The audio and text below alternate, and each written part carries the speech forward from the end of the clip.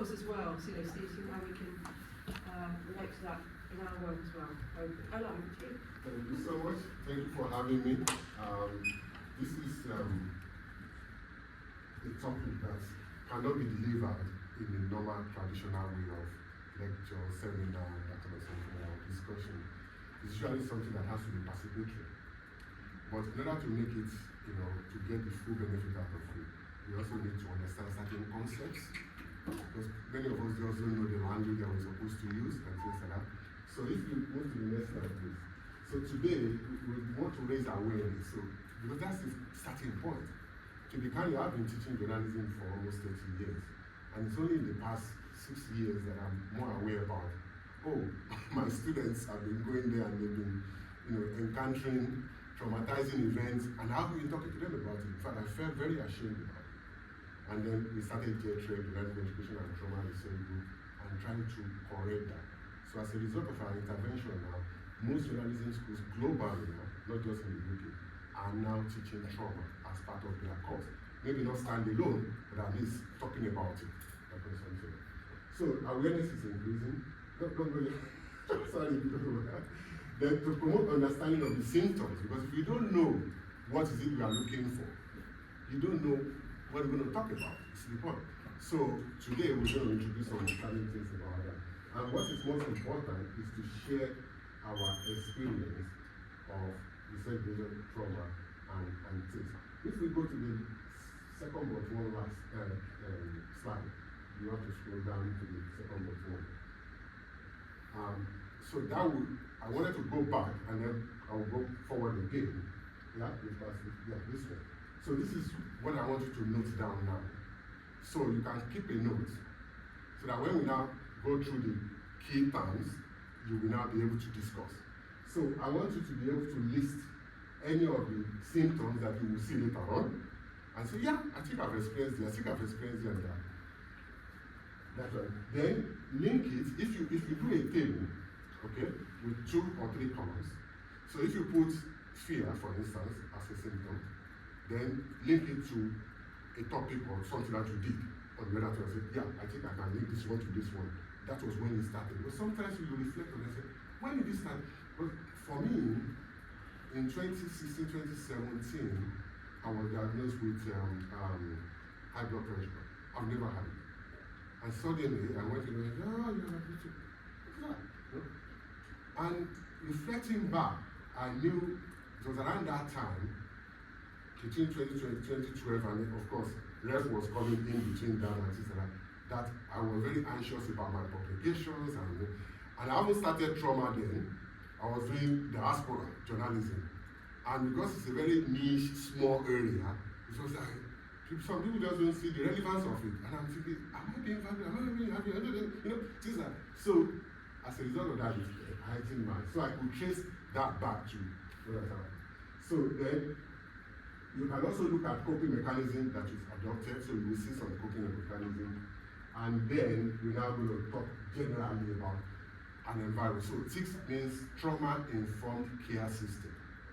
So it's an environmental thing. So how you feel within that environment. Do you feel that, okay, it's conducive? Is it supportive or not supportive? If it's not supportive, what are we going to do?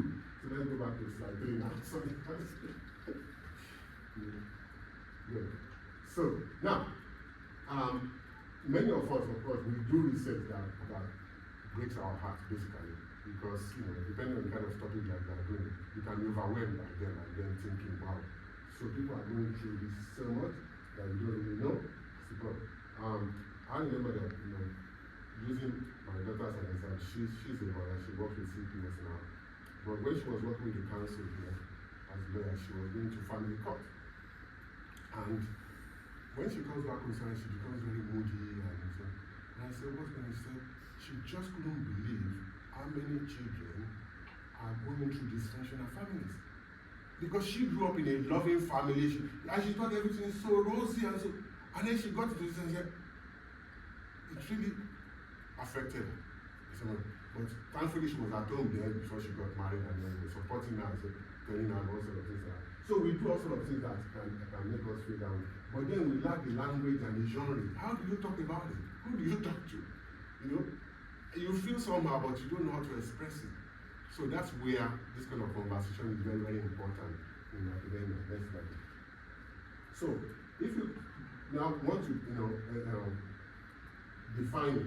So we said trauma, which is RLT, is defined as vicarious trauma. Vicarious means secondary. So you are actually feeling it through someone else. So, and it could be mundane things. Sometimes you say you are going through archival materials and going through all sort of things, and then you discover that, wow, so much thing is happening, and it stays on you gradually. So, manifesting from an experience with harm, violence, or death while conducting your research. So it can actually, it's a deep thing. It's not, because people are resilient in different ways. We're going to see the definition of resilience later on. So it's not one time that you're exposed to it that you're going to have it, but it's, once you are there, constantly doing it. So if you think of trauma like a wound, but it's a psychological wound. Are you getting it? So it's not obvious. And you see people, they look normal. And you see some people, especially journalists, that's why most journalists drink a lot. But they call this a part of we just go to the pub and drink. There was some years back in 1999, thereabout, I was in Lancashire then, and I linked up with journalists in the House of Commons. And my idea is to look at what they are doing, bring it to my classroom and things like that. So I now shadowed a journalist who was there. So I was there for a week. So we go to the House of Commons in the morning. So we get there at 8 a.m. in the morning. And once we enter, after doing all the check, we go to the newsroom, put it on our computer. We don't stay in the newsroom, we go to the corridors. Do you know, has anybody been to the House of Commons before? No? You should try. Do you know how many pubs are in the House of Commons? You want to guess? 14 pubs. Every corner you turn is a pub. You'll be quite surprised. Why? That's where we get the MPs. So we go to the pub and stand. So when MPs they buy it, they also buy us too. So if we buy them, they say, okay, let me say to the pub and say, time for each other. So you are having one in reserve. As you are buying one, they are buying. So you basically chat 4 or 5 hours. I'm chatting. How they keep standing at the end of the day, I don't know. In 1 week, I drank the quantity that I would probably drink in a year. So and it's very wrong. So it's a wound. So physiological trauma refers to experiences that place a person's life or body integrity in jeopardy. So that sort of thing can creep on you gradually. Let's try it.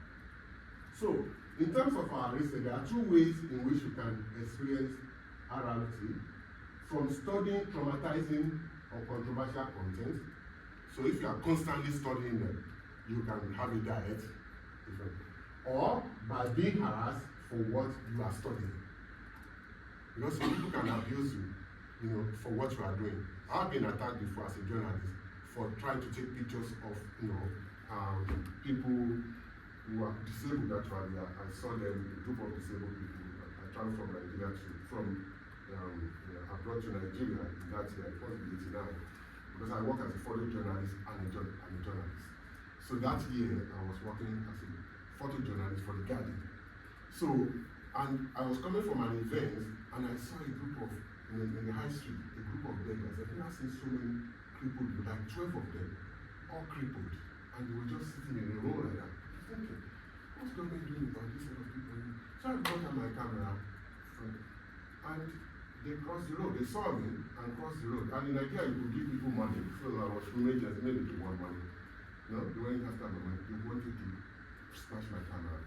That was the first time I actually appreciate my heart. Because I was holding my something up here in the air and they were pulling me down, to grab it.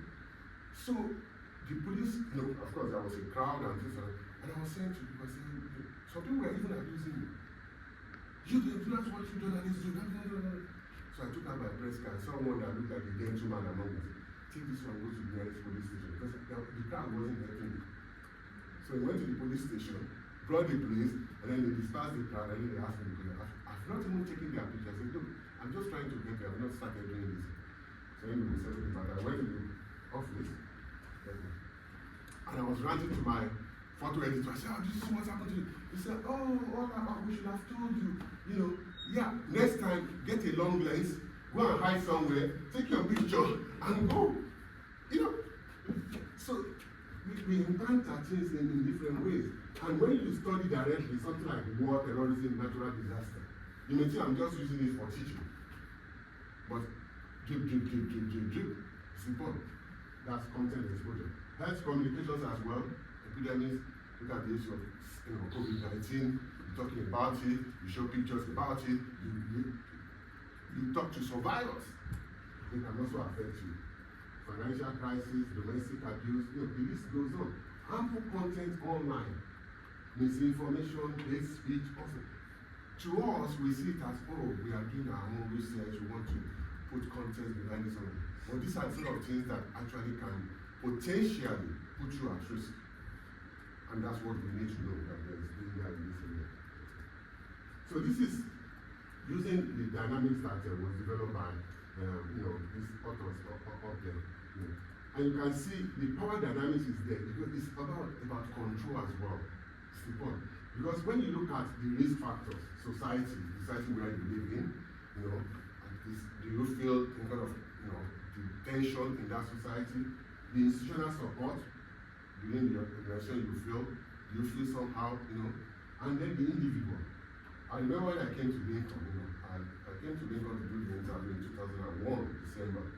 And then I've never heard of Lincoln before. I was very surprised. I've lived in London, I've lived in Liverpool, and then when I saw the advertisement first, was what attracted me. It looked as if it was describing me. And I was very comfortable in my job over there because I went from London School of Economics as a postdoc to go and set up journalism program for them, back in Liverpool. And I was quite happy because I was doing something great and my job settled, and then I saw this and I was looking at this. I said I'll just apply just for the fun of it, actually. And then they asked me to come, and I was looking at it and said, where's Lincoln? On top of my head, I would have said it's somewhere in Scotland. I'm telling you, that's how I thought it. So I looked at the map and I said, it's even closer because I moved my children, 2 children then, and my wife from London to Liverpool. And to them, it was a great, we have our extended family in Liverpool and London, and they were quite completely aghast that we are going far away from them. So it's like, there's nobody there, no family. In fact, some of them said to me, there are no black people in the. I said, am I going because of black people? I'm just going there to do my job. Anyway, so when I saw the letter, they said, come. And I said, well, so I'm going to admit, I said, I have son. We're going to go further and further away from London. So I looked at the map, I said, it's closer to London. Anyway, now, but the issue I wanted to say is that when I came to Lincoln, it felt like home. And when I started working, I felt, this is an institution that can allow me to grow and thrive and have control of what I'm doing and things like that. And that's why I've stayed here this length of time. It's important. People will say, how can you have stayed here for 23 years? And the time flies like that without you realizing it. But I've actually grown. So that's where the risk factor is. So when there is a threat, that threat can affect you physically, psychologically, digitally, or financially. Are you getting it? Because through email, all sorts of things like threats can come in that way. Now we are going through some issues in the university at the moment. It's a form of threat. It's a form. But do you feel in control? But that's where the power dynamics also come in. Now, if you don't feel in control, it will lead to stress, and then you have to come into that zone. So when you get into that zone, we have adaptive and maladaptive. Adaptive is a positive one, maladaptive is a negative one. And people will just say, I'll just drink 1 glass today. Tomorrow, okay, 2 glasses. Next tomorrow, a whole bottle. And you just think, okay, and gradually it gets into you before you realize it. So it's a matter of whether you have resilience, okay, which could be personal and then within the environment, which can help you to resist. Compliance, which can lead to submission. Some people just say, okay, well, I won't ruffle feathers, I'll just stay quiet and or avoidance, just exit and go. So there are different ways people, but if you know what to do in an adaptive way, what we are aiming for is resilience. Are you getting me? That's the best form of way. Let's move on to the next one. So I say, these are some of the symptoms that you can feel. So that's where you now start noting down. If you've ever felt, you have to be truthful to yourself, because sometimes you just say, oh, no, I'm fine. People are in denial, and many journalists are in denial as well. When you ask them, oh, I'm very fine. But thankfully, some of them are coming out, like King. He came out and talked about his PTSD. Jeremy Bowen too, the one that is, where is he now? He was in Ukraine about a month ago. He also came out, So fear, nervousness, impatience. Sometimes, people don't realize it. When you are driving, you are so impatient. Maybe before you are probably the last person when you are driving, and suddenly you are like honking. It could have been something that is affecting your behavior and also things like that. Worrying excessively. Because now in this day and age, people can worry about, am I going to have a job tomorrow? What if I don't have a job? How am I going to, and I have responsibilities and all sorts of things like that. And it can lead to mental health breakdowns, or depression, panic attacks, anger outbursts, and bullying. You'll be quite surprised how many of our students actually experience some of these things. Because I did a study with our students when I started looking into trauma. And the idea, I teamed up with a psychologist, a clinical psychologist, and we conducted a questionnaire, so it was anonymous, all the 3 arms. And what we were trying to find out was that whether we, as tutors, expose them to traumatizing content in our teaching and also things like that. And they complained something like that. We discovered that 2% of them had serious, something close to PTSD. But because it was anonymous, we didn't know who they were. So what we just did was to put out a notice and say, look, if you are one of these, contact well-being or come and speak to them. Now, but the other caveat there is that we didn't know whether they had mental health history before coming to the university. So sometimes people have some underlying issues and they come in here and just like one of my colleagues was saying to me, that he teaches documentary. And one time he brought a Hollywood film to the classroom, and it's very popular, everybody's seen it before. And he was saying to them that they have to review it. So he just put it in there, relaxing. And one of the things just ran out of the class. So he went after her and said, oh, you didn't tell me that there was a scene of rape. Actually, so it's kind of something that's come up, in her mind. So all those things can trigger next one day, all sorts of things. And other stressors that we don't actually look after is work overload. It can also stress you a lot.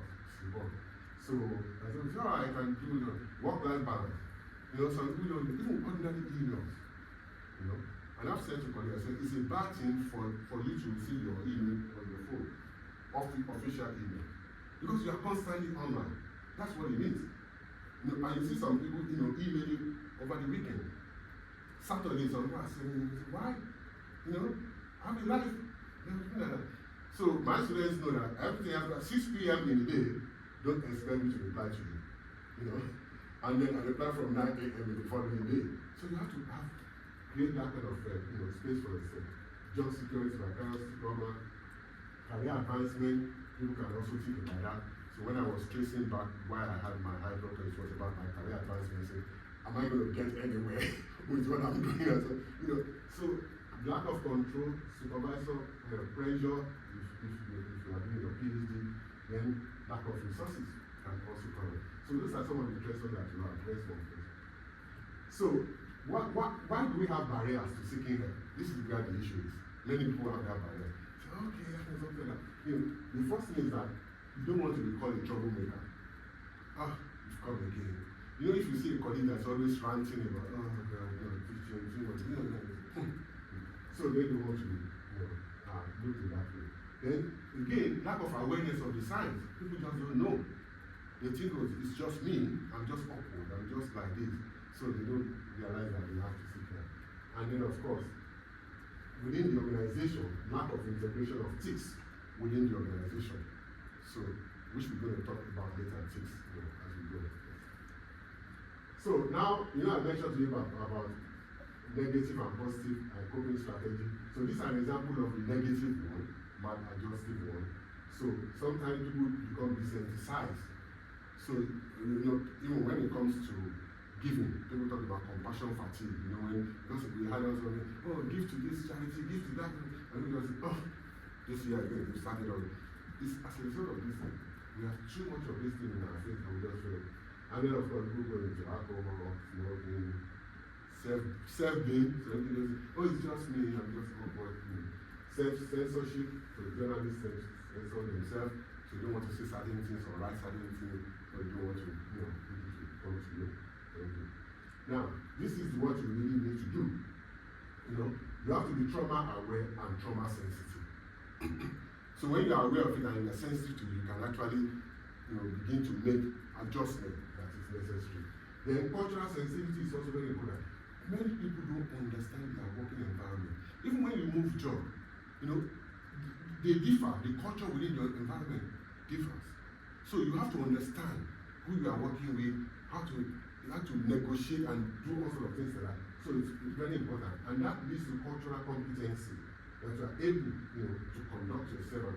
I always say that when you go to a job interview, what you really want to do is to more or less take over, rather than waiting for the next person, and the next person, and the next person. So you want to show that kind of cultural competence. Then how to avoid vicarious trauma, of course, by verifying information. So again, when you are exposing yourself to know that, okay, maybe I've done enough of this, let me verify, is this actually true? Because some information are sent to us through WhatsApp, through all sort of other means that actually are very, very ghastly. There are certain things I get on WhatsApp that I don't even open. I start opening a very many. This is not for me. I'm actually exposed to them too much. Now, and then what we should also be looking for is support for collaborations. Why do it alone? Why don't you, I could tell you that only in the past, I would say maybe 8, 9 years, I started publishing with someone. Most of the time I published solo. Because that was the tradition I grew up in, you just do it yourself and just some things like that. But now I enjoy publishing with people, and because I'm in trauma, so you have someone else to share it with and discuss and all sorts of things like that. So collaboration actually helps. The insurance support is another thing that you want to be in place. So there's training. What we are doing as part of our insurance support system, although this is from grassroots now, that I'm talking about. Here, having some kind of support from that area. Relaxation. It's good to relax and enjoy, just feel. And sometimes we don't, we move from publication to publication from things. So you very well know that. Why don't you just enjoy it? Say, yeah, I've done this, I'm happy about it. And sometimes failures too can be very hard. So if you spend so much time on an article and you send it to the top journal, and they say, do this again, and you do it, and they say, do this again, and do it, and then they say, sorry, we are not going to publish it. Personally, it normally feels as if somebody just, tear my heart out. At least 2 days of it, I'm going to mourn. I will mourn, it's like somebody's dead, I will mourn it. So then I'll let it get out of my system, and I'll say, it's not the end of the world, actually. I can actually do. But it's very painful, even up till now, even though I felt myself like, okay, I'm a successful publisher. But I still feel it. So, social support, mindfulness, if you want to go into that, and then well-being center for those who are doing journalism. Yeah. So self-care, this is where we are going into. We need to practice self-care. Most of the time we kind of neglect that, And what does it actually entail? We are, it's an intentional application of strategies for wellness promotion. You have to be intentional about it. So, and then in a professional setting, it means seeking professional support from colleagues, asking colleagues about, little things here and there, when you are outside of in the personal setting, taking breaks, and many of us, we are in the habit of eating and working at the same time. And all those things can be might say, oh, I'm saving time, but actually it's part of the tension thing that we do. And then of course, talking to families and things like that. The problem with most journalists is that they can't tell their spouse what they've gone through. And over the years, they distance themselves from the family, and the family breakup, and all some things like that. So let's go on to this. So when you apply, self-care and within an environment that is good, it can reduce burnout. And that's another key that we don't realize. If you wake up in the morning and you feel like, oh, am I going to this job again? You are burning out. I'm telling you. You know that you may think it's because you don't like a colleague of yours or something. It's actually you are burning out gradually. And when you don't have that kind of self-satisfaction in that job anymore, you just feel, what's the point of this? You get to that point. And every one of us will get to that point. Either through when you are close to retiring, you might think, do I still want to stay on or should I just move or something? So always have something, that you are doing on the side. That you are, when people use the word retirement, I say it's the wrong word to use. Because it conjures this image of you sitting there in front of the TV and watching TV all your life and drinking yourself to stupor. That's what it means, retirement. But actually we should be saying transition. See? So you transition from what you are doing now to something else. So, and that means you have to be doing that thing on the side now so that you can transition to that thing, because you can't just stop this one and say, because I've seen, some of our family friends, about one case that I had in mind, this lady, medical, she's a dentist. She's worked for many years, retired, just about after COVID, retired. And she was found fair. She called me, she said, Ola, thankfully I'm now retired, I can enjoy myself, I don't know, relax. I said, that's good, I'm so happy for you. 3 months after, she messaged me, she couldn't call me this, and she messaged me, I'm back to work on the part-time basis. I said, what happened? Boredom! Nothing, because sometimes you think, oh, when I leave this job, I'll be fine, and then she just suddenly found herself nothing to do. So she went back to the same job that she's been complaining about. Yes. So resilience now. So that's what you really want to aim at.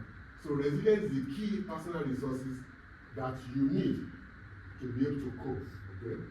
So it's what we call the process of adapting well in the face of adversity, trauma, tragedy. Many people don't know how to adapt properly, or we feel something. And when something happens, how do you adapt to it? And around us, many things make us feel that, oh, I don't want this to happen. When it happens, like the whole world is going to crash. So always think about the extreme, come back to the middle ground and say, okay, how do I cope in this circumstance and that circumstance?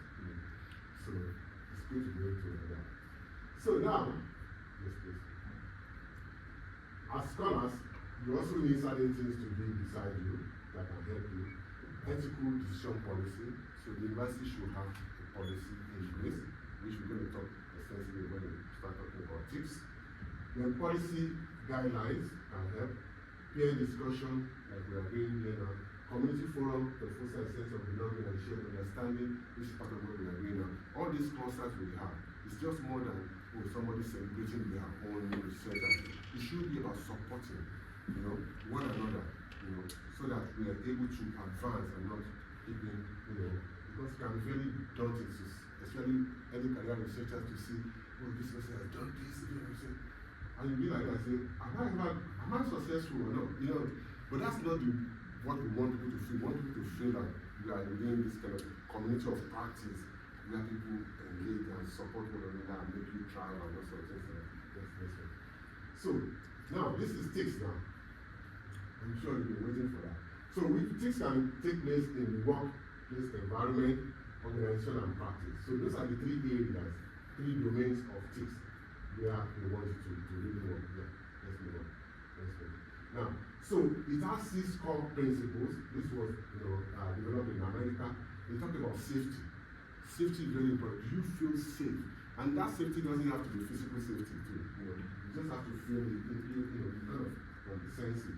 Trustworthiness and transparency. You feel that in your workplace, that is there. Peer support. You feel that, okay, you can get support of your peers. Collaboration and mutuality. Empowerment. You have a voice. And then, of course, you have this kind of part of cultural history and gender issues. Are they being dealt with properly? So if all of these things are in place, it helps you to feel resilient to be able to do what you really want to do.